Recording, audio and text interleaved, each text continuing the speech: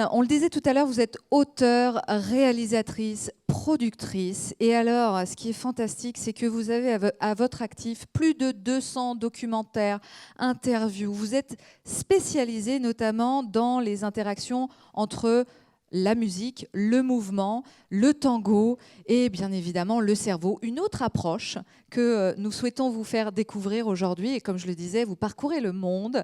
Et d'ailleurs, Anne est venue avec ses bagages puisqu'elle part demain à San Francisco et ensuite à Buenos Aires. Donc, pour le projet. Pour le projet, justement, l'un des projets dont on va vous parler. Alors, vous vivez des expériences extraordinaires, Anne. Oui. Alors, moi, j'ai eu la chance de voir en primeur, justement, l'une des bandes annonces d'un de vos projets. J'aimerais vous demander, en fait, comment sont nés ces projets, finalement, que vous faites ? Tout d'abord, moi, je voudrais vous dire que je ne pense pas avoir vraiment une légitimité à parler ce soir, après un sociologue, après un scientifique, après vous-même qui êtes le président, parce qu'en plus, je ne suis rien de tout ça. Je ne suis pas musicienne, alors que je passe ma vie à les filmer. Je ne suis pas danseuse, alors que j'ai introduit la danse dans ce projet. Et je ne suis pas scientifique, et ô combien, cher Hervé, j'ai besoin d'eux, parce que ce projet, son objectif à l'heure actuelle, c'est d'apporter un niveau de preuve à tout ce que vous avez dit jusqu'à maintenant. Parce que, ben oui. Parce que jusqu'à maintenant, tout ça, tout ce que j'ai vécu, alors grâce à des personnes qui sont ici et que je suis ravie de retrouver, parce que c'est ce que vous disiez, le lien, c'est formidable. Et ben, le lien, l'histoire, elle a commencé comme ça. Elle a commencé parce que, dans mes projets, je voulais faire un film sur la musique. Et que mon chemin a croisé celui d'Agnès Desjobert, directrice de Pour que l'esprit vive, qui m'a dit, si tu veux faire un film sur la musique, c'est pas dans ta course permanente que tu vas le faire, il faut t'arrêter, viens à l'abbaye de l'Après, propriété des petits frères des pauvres, où tu vas trouver tout ce qu'il faut pour faire quelque chose. D'un côté, des personnes âgées, accueillies en séjour de répit, accueillies en vacances thérapeutiques, et de l'autre côté, des artistes qui ont envie de faire quelque chose, de la musique, de la peinture, peu importe. J'y suis allée et très rapidement, c'est ça le deuxième enjeu de cette soirée, c'est vous dire très vite tout ce qui s'est passé depuis 7 ans. Mais on va essayer. Donc, 30 secondes. Oui, 30 secondes. Très rapidement, sous mes yeux, effectivement, Agnès avait raison. J'ai vu des artistes aller chez les musiciens, chez les personnes âgées venir chez les artistes, et tout le monde s'en trouvait enrichi. Les personnes âgées certainement, mais les musiciens aussi. Et j'ai eu envie de filmer. Particulièrement un jour où est arrivé un groupe qui souffrait de troubles neurodégénératifs de type Alzheimer. Et je les ai vus, mais sous mes yeux, se transformer, arriver dans cet état dont tu parlais, les personnes regardant le sol ou dont vous parliez, apathiques, et puis progressivement par la chanson devenir absolument gaies, formidables. Et puis le jour où une jeune animatrice des Petits Frères des Pauvres, parce qu'elles sont formidables, celle de Oser aussi, les invitait à danser, se mettre à danser, et ça y est, c'était reparti, on se levait des fauteuils roulants.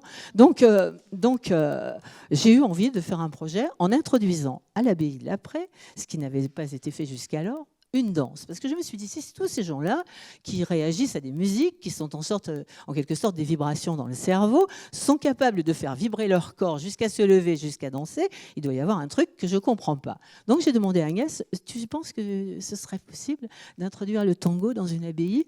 Pourquoi pas le tango, d'accord, à l'abbaye de l'Après. Et c'est là où nous avons retrouvé Sylvana, chanteuse argentine, Sylvana qui a participé à ce premier projet. Et Hervé qui est venu voir ce qui se passait, et d'autres chercheurs du CNRS et de l'INSERM qui sont tous venus voir ce qui se passait, parce que sous nos yeux, effectivement, tout le monde se réveillait. Alors, on s'est dit, c'est super, on fait un film et on va le montrer. On a commencé à montrer ce film, et c'est là où je me suis trouvée engagée dans ce projet, parce que, en face, on me disait, ouais, c'est bien, mais c'est de l'intuition, tout ça. Il n'y a pas de niveau de preuve. Donc, pour faire un niveau de preuve, il faut revenir et il faut faire un atelier témoin. Il faut démontrer que musique plus tango, ça fait plus qu'un autre atelier. Alors, on a interrogé les musiciens. Non, les patients, tout d'abord, les patients du groupe Oser. Reviendriez-vous l'année prochaine ? Mais avec plaisir, à l'après, pourquoi pas. Les musiciens, oui, on sera là. Les chercheurs, nous avons gagné des chercheurs, Hervé, bien sûr, très présent, mais aussi Emmanuel Bigan du CNRS, de l'équipe de Dijon, France Mouret, qui s'est engagée, mais vraiment à fond dans ce projet, un petit peu comme vous tous, je dirais presque en bénévolat, elle aussi. Et on a refait un film qu'on est venu montrer à Paris, et là, tout le monde nous a dit, bah oui, effectivement, les médecins ont dit ça va, les chercheurs ont dit ça va, mais l'un d'entre eux a dit, pour que c'est une valeur de preuve, il faut le recommencer. Il faut le recommencer une fois, 2 fois, 3 fois. Mais combien de fois? Combien de fois? Parce que c'est une étude clinique très compliquée. Et on nous a dit peut-être une dizaine de fois. Alors, nous avons créé, après la mélodie d'Alzheimer, qui avait eu son petit succès d'estime, la caravane de la mémoire. C'est-à-dire que nous avons reproduit la mélodie d'Alzheimer jusqu'à maintenant dans 5 lieux. Merci à la Fondation de Les Gueules Cassées de nous avoir accueillis au domaine du Coudon, par exemple. Merci à d'autres lieux. Et nous sommes à mi-chemin aujourd'hui. Et peut-être c'est le moment de montrer le film pour que vous compreniez ce qu'est la caravane de la mémoire avant que je ne vous l'explique un peu. Bande-annonce de la caravane de la mémoire.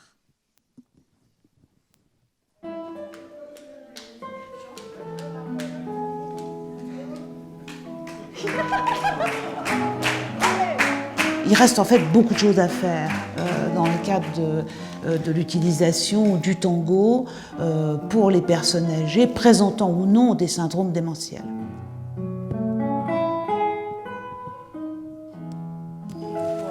Un, dos, tres, un, dos, tres. Je suis venu ici pour apprendre les rudiments du tango, pour ensuite pouvoir donner vraiment des cours de qualité à des personnes atteintes de maladie type Alzheimer. Mais vraiment, quelque chose, c'est qu'il y a une connexion entre les deux.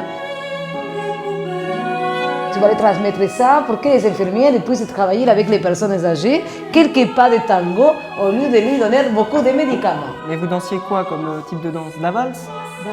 Non, c'était pas la valse, c'était un tango avec les pieds. Un tango avec les pieds. On dansait comme ça, on dansait au carreau comme ça, ou alors on dansait comme ça la valse, vous voyez. Et le tango, vous l'appreniez comment là-bas? Oh ben le tango, ça allait tout seul.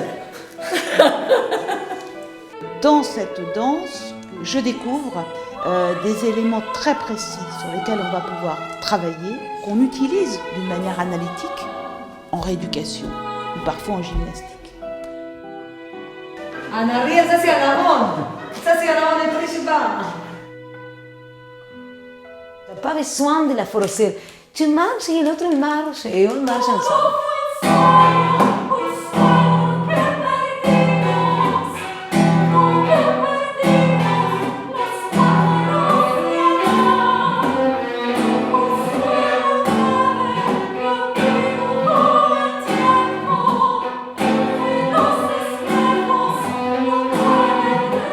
Ça faisait plaisir à tout le monde. On avait toujours le sourire, tout le monde avait le sourire, alors nous on souriait aussi. Vous n'avez rien oublié? Non. C'est comme faire du vélo. Nous, quand on a appris à faire du vélo, après on n'a pas besoin parfois de faire du vélo tous les jours, mais on se souvient. C'est pareil. Je l'espère au retour ou à la fin de ce projet d'avoir véritablement une visée en termes de projet de recherche pour faire la preuve de ce que intuitivement on perçoit bien aujourd'hui. S'il y a une vraie hypothèse, si cette impression qu'on retrouve un peu partout est confirmée, il faut répondre oui ou non. Il ne faut pas rester dans le doute de se dire peut-être qu'on passe à côté de quelque chose de génial.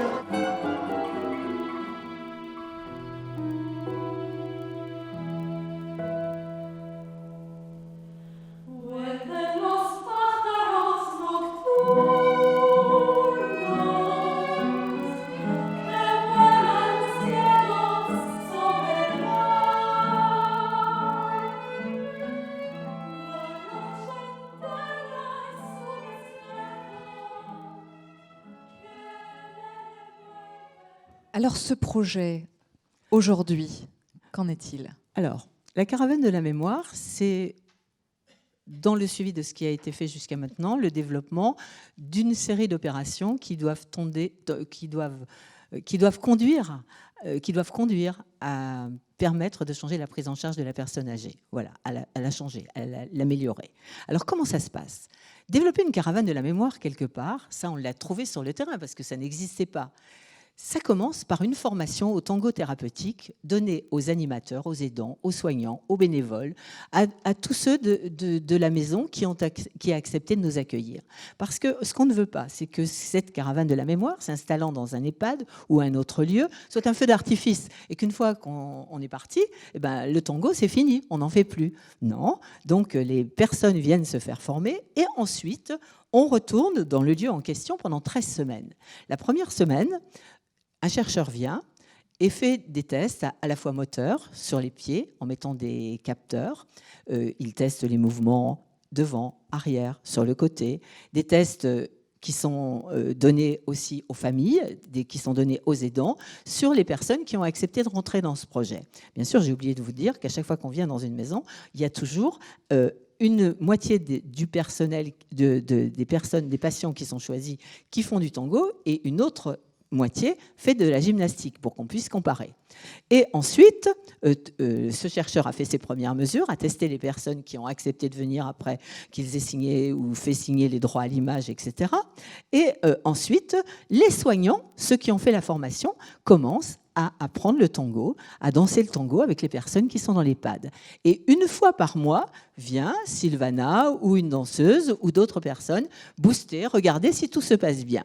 Au milieu du projet, le chercheur revient, refait des tests, et ainsi pendant 13 semaines jusqu'à la fin. L'idée étant de savoir qu'est-ce qui marche. Est-ce que c'est au niveau de la musique, le rythme, la mélodie ? Est-ce que c'est la danse ?